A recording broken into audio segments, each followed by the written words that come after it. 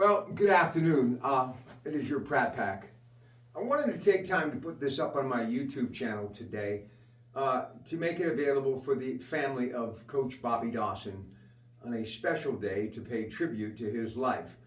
And because of scheduling commitments, I'm unable to be there. So I really felt that I owed it to the coach, but more importantly to everyone whose lives he did touch along the way. You know, Coach Bobby Dawson was not just a great basketball coach, he was a great player, but he was a wonderful human being. What can I say about this man that truly was a gift from the initial meeting to our last meeting? And along the way, we would from time to time make contact with one another, and he would always make things right. But Bobby Dawson grew up in a very humble house, and he was just the average kid at the end of the street. But he just had this ability to shoot a basketball. But the great thing about Bobby Dawson, not only was he a great player during his time at the high school and collegiate level, but he was a good teammate. And you see, one thing Coach Bobby Dawson taught me early on, no matter what you do in life, you're part of a team. That's right. You don't have to be a basketball player to be on a team. It can be at the workplace. It can be with your family, your siblings growing up. And then, of course, if you're fortunate enough to find a significant other that's compatible and you have children, that too, in a roundabout way, becomes a team. And sometimes team chemistry works and sometimes it doesn't. But one thing Coach Dawson always taught me, always be a team player. And you know, as we celebrate his life, one thing I will always remember about Bobby Dawson, he was a team player.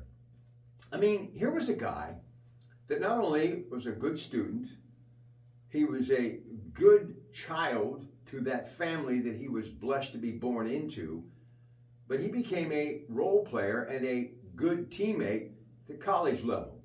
It wasn't so much about him putting the points on the board, but the team putting the points on the board. But what was even more spectacular about this guy, who could have coached at any level, was he decided to stay at the high school level.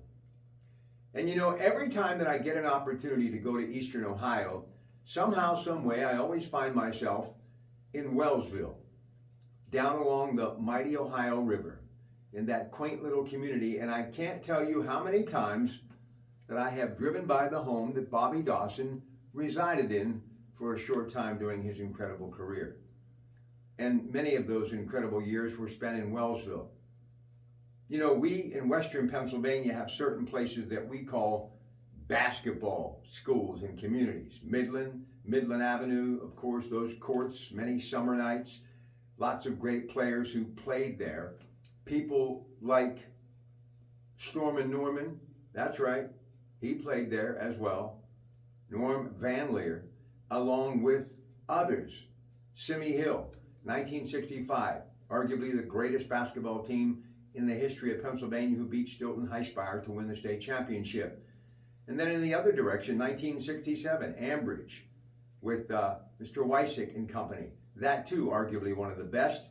But right here where I live, in Washington Avenue, the court that still exists, just a few blocks from where I sit, it had three players who went on to play in the NBA.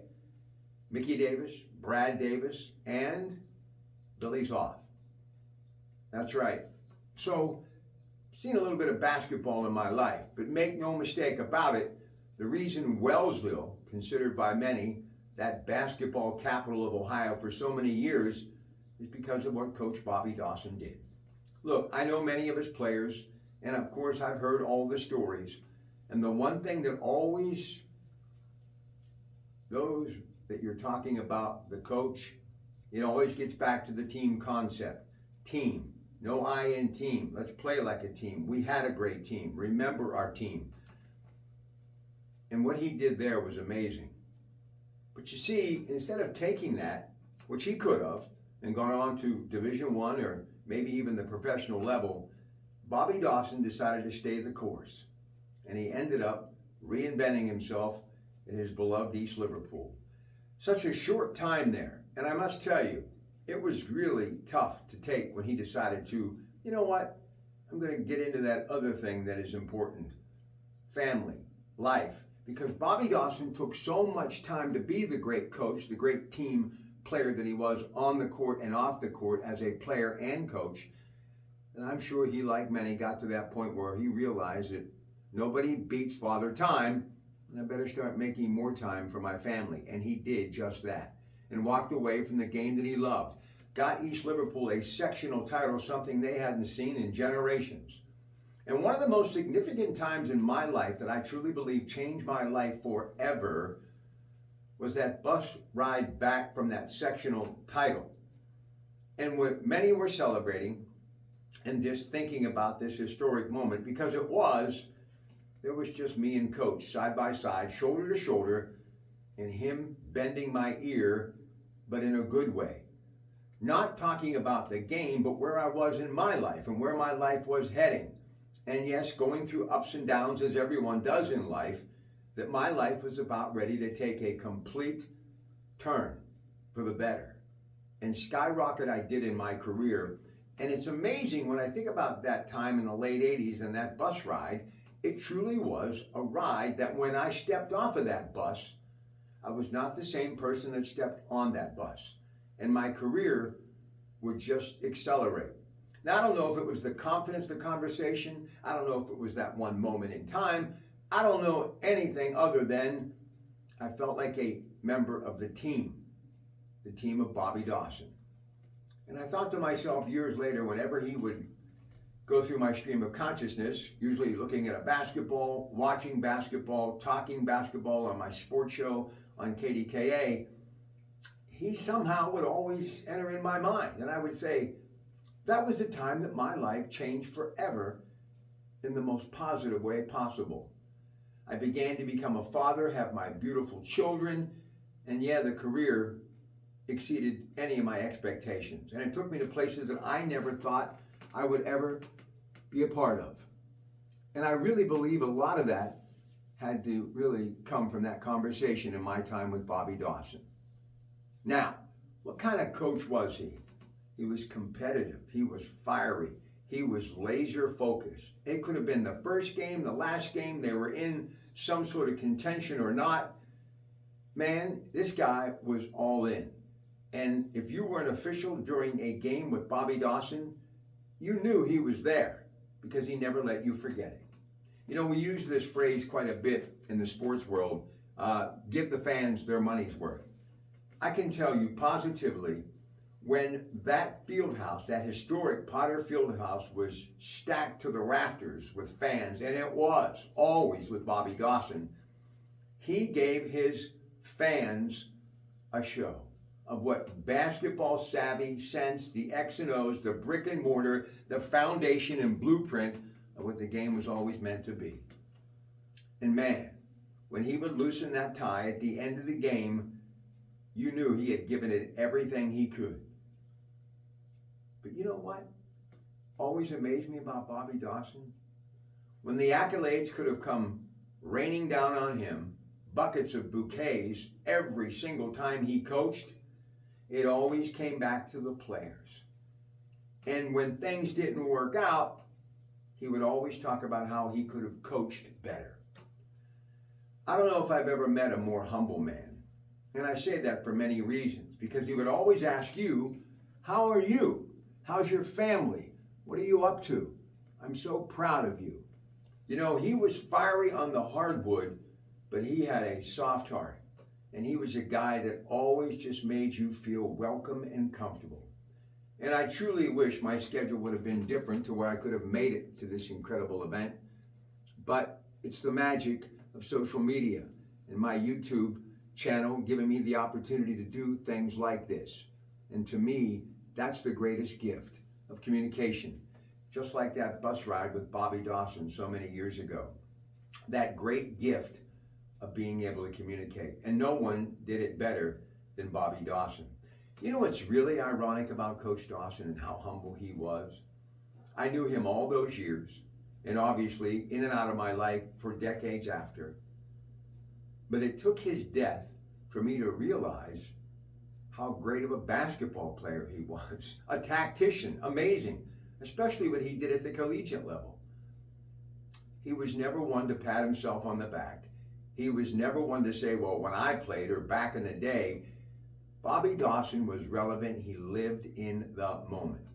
Look, some of my best friends are basketball coaches, and I've been around some of the game's best. We'd be here all night, only because of the confidence that bus ride gave me with Coach Dawson to make me believe that I belonged in the picture. I needed to be courtside with some of the game's best. I needed to be on the commercial first radio station in the history of broadcasting, November 2nd, 1920, KDK Radio, network TV, whatever it was. Somehow, some way, I truly believe that Bobby Dawson is responsible. That confidence, right? But Bobby Dawson had great confidence, and he had impeccable style. There was never a hair out of place. He represented the game with style and class from the moment he walked out of the locker room till the time he left to get back into that locker room to be with his team, win or lose, after the game. I've never been around a more professional individual than Bobby Dawson, and a great teacher in the classroom and on the basketball court. And when you look at his family, impeccable. It speaks for itself. But the other thing about Bobby Dawson that I'll never forget, forgiveness. And yeah, sometimes players miss the important shot at the buzzer. Sometimes they disagree, players and coach. Sometimes people take a bit of a temper tantrum and they shrug their shoulders and frown. But the thing that Bobby Dawson could do, somehow, some way, he would embrace you as a player, as an individual, as a broadcaster, and he made you turn that frown upside down to where you were smiling and laughing again. But I know this, not only did he love his family beyond belief, he always put them first. And that's one of the reasons why I think he walked away from his other love, basketball. But Bobby Dawson loved basketball. When I think of a basketball, I think of Bobby Dawson. When I'm watching basketball, I think of Bobby Dawson.